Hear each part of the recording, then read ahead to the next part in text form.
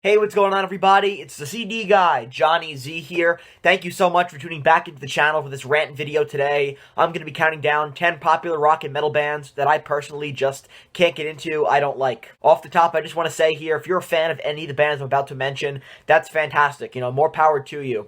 I think that's great, but for me, I just can't get into them, and, I'm glad that you enjoy them, but for me, just not my thing. Let's get things started here with my number 10. I'm going to go with Green Day, particularly Green Day Post-American Idiot here.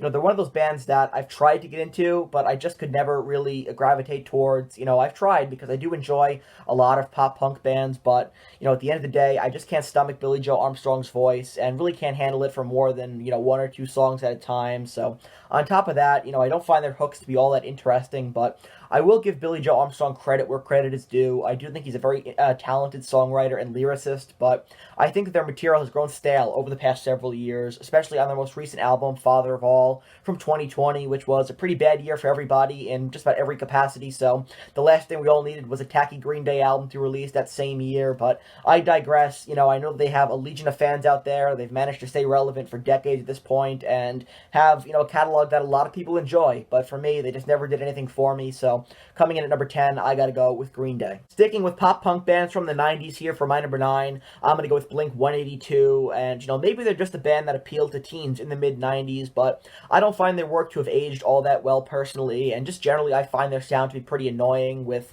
lyrics that range from abysmal to just nothing special, and instrumentation in the band that is nothing to write home about either, as far as I'm concerned. They strike me as a band that worked for the time, and was probably why they were so popular back in the 90s, but never made anything remarkable that would appeal to just, something aside from 90s teenager angst. So for me, not a fan, really don't enjoy their music or their sound, but if you are a Blink-182 fan, that's fantastic. They're just not for me, sorry. Next up for number 8, I'm just going to give one big joint entry here to some modern rock bands that really aren't, as far as I'm concerned. Bands like Imagine Dragons, Fall Out Boy, Coldplay, and Machine Gun Kelly.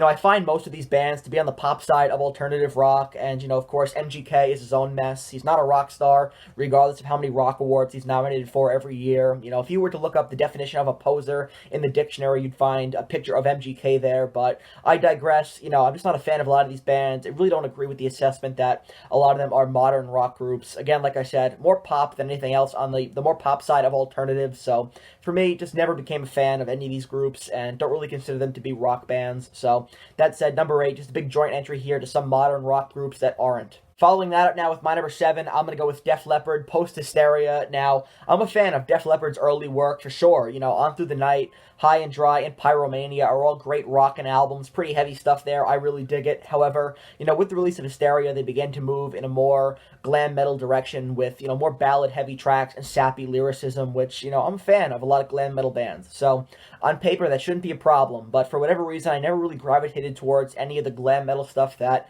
Def Leppard ever did, which I know is a bit of an unpopular opinion considering how massive Hysteria was upon its release, but, just not a fan of Def Leppard doing the glam metal thing, although I will say that material is better than anything they made off their grunge album from 1996. I don't know what they were thinking, but just in general, not a big fan of anything Def Leppard did post-Hysteria, so coming in at number 7 here, gotta go with Def Leppard in this technicality kind of, because I do enjoy a lot of the stuff from their early catalog, like I said, but anything post-Hysteria really loses me in their discography. Number 6, how about KoRn? KoRn are one of the most important nu metal bands of all time for bringing nu metal into the mainstream in the 90s, but aside from a handful of records, including their self-titled debut album, as well as their most recent album, Requiem, I really have a hard time getting into anything in between. Maybe that's my fault, but I've tried and just can't really gravitate towards a lot of the stuff in their catalog. For example, perhaps their best-known song, Freak on a Leash, does absolutely nothing for me. I find it to be pretty annoying, and Jonathan Davis's vocals do absolutely nothing for me either, no matter how hard I try. They've enjoyed an immense amount of success throughout their careers, but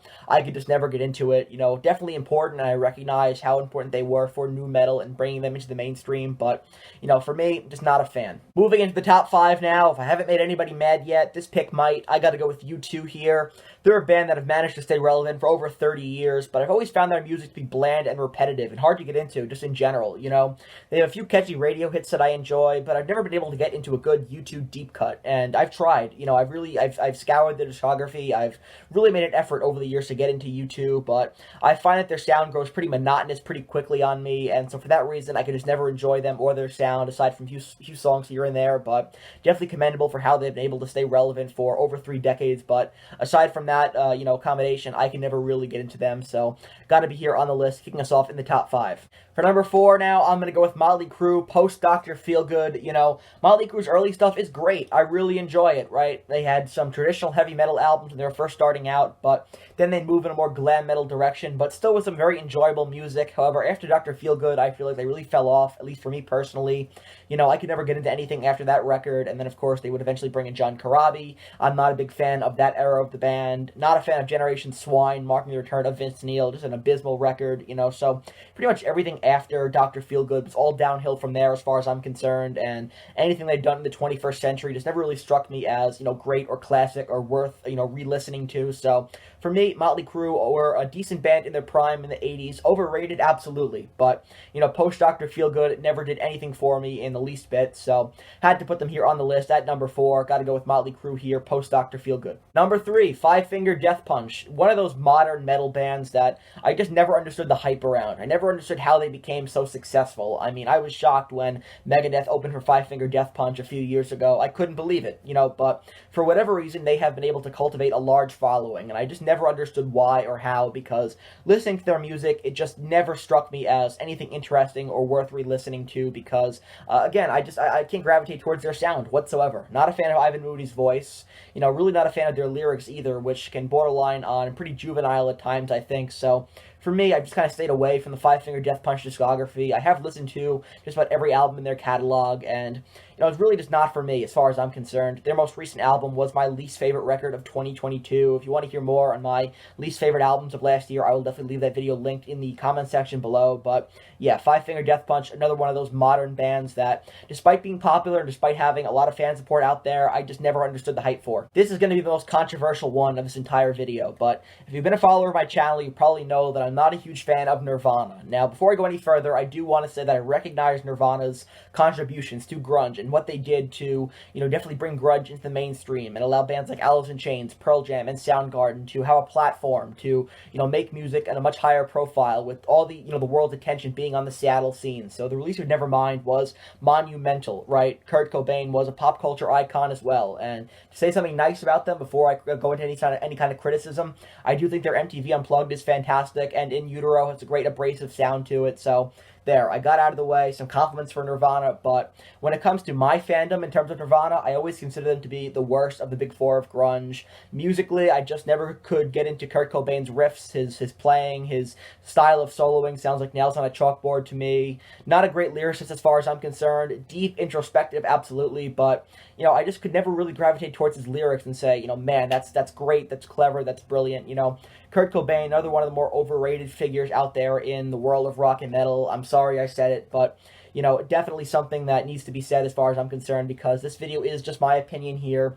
And when it comes to their catalog, In Utero is their best album, in my opinion, but Nevermind has a few great songs here and there, but it's not the best grunge album of all time, like a lot of people say it is. For me, I'd probably say that Dirt by Alice in Chains is the best grunge album of all time, and anything in the Alice in Chains catalog is better than anything in the Nirvana catalog, as far as I'm concerned. So, definitely an unpopular opinion, maybe a tough pill to swallow for some, but it's all just a matter of my opinions here, and everyone's going to hear things differently, so sorry if you disagree, but the way I feel, I just don't think Nirvana is a great band. They're one of those bands that are definitely revolutionary and important, but in terms of greatness, I could just never see it. My number 1 pick might come as a bit of a surprise to people since I'm a big fan of the industrial rock and metal movement, but maybe the thumbnail gave it away. Coming in at number 1 here, I gotta go with Marilyn Manson, and Manson was a huge part of the industrial rock and metal movement of the 90s. I get that, and I appreciate that, but I could never get into his material from that era, and I'm not a fan of his lyrics, especially not his voice either, which I find to be particularly grating, and he's not much better live either, as far as I'm concerned,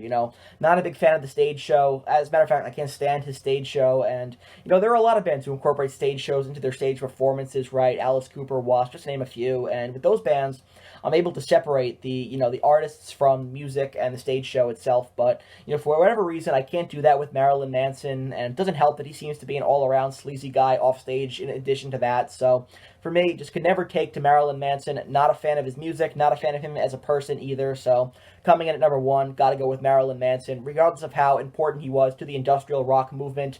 Just not a fan of his. So that wraps up this rant video here. 10 popular rock and metal acts that I just can't get into and not a fan of. If you enjoy this video or if you agree with me, please give it a thumbs up, subscribe to the channel down below, turn on the bell for notifications so you never miss a new upload, and let me know down in the comments below what are your thoughts on my list and what are some other popular rock and metal bands maybe you guys don't like. I'd love to hear your opinions in the comments section below. Let me know all that good stuff down there, and until next time, it's the CD guy, Johnny Z, signing off. Take care, everybody.